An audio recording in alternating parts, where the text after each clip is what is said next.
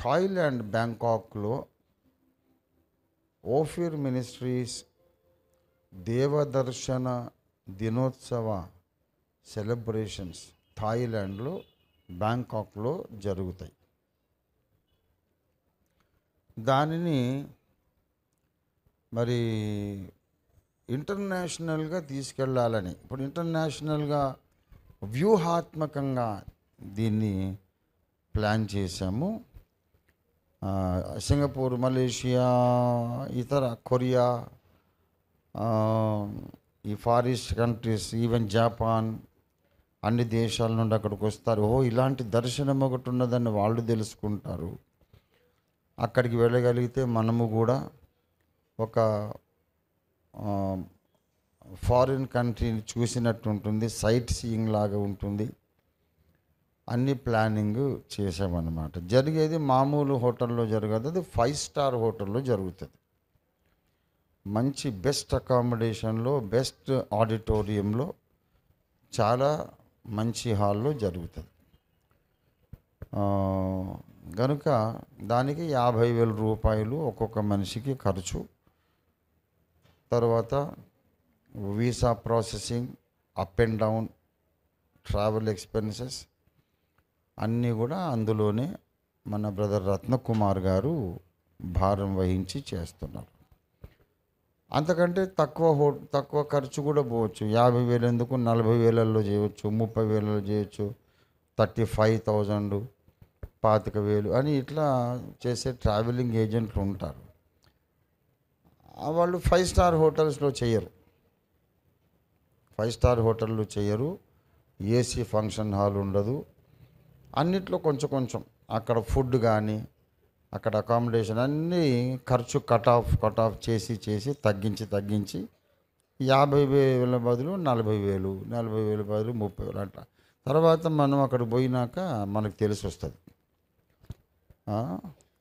అరే అంత కంఫర్టబుల్గా లేదే అని అనుకుంటాం. అందుకే మనం ఏదన్నా చేస్తే బెస్ట్గా ఉండాలి. Best accommodation, best food, best comforts అందరికీ ఉండాలని ఆ రేటు పెట్టాము. విశాఖపట్నం ఫ్లైట్లో పోయి వస్తే 10,000 అయిపోతుంది. ఒక విదేశానికి పోయేది 50,000 ఏం లెక్క?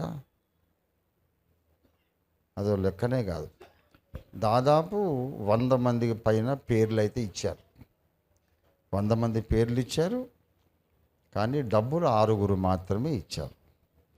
మిగతా వాళ్ళు కూడా ఆ డబ్బులు త్వరగా ఇవ్వాల్సిందిగా మనవి లైవ్లో చెప్తున్నా కనుక అందరికీ ఈ ప్రకటన సాధ్యమైనంత త్వరగా ఆ మిగతా వాళ్ళు కూడా ఈ డిసెంబర్ 1st వీక్ లోపల వారి డబ్బులు వారు ఇవ్వగలిగితే వారి వీసా ప్రాసెసింగ్ స్టార్ట్ అయిపోతుంది. ఒకవేళ మేము ఎవరు రావన్నారు అనుకోండి,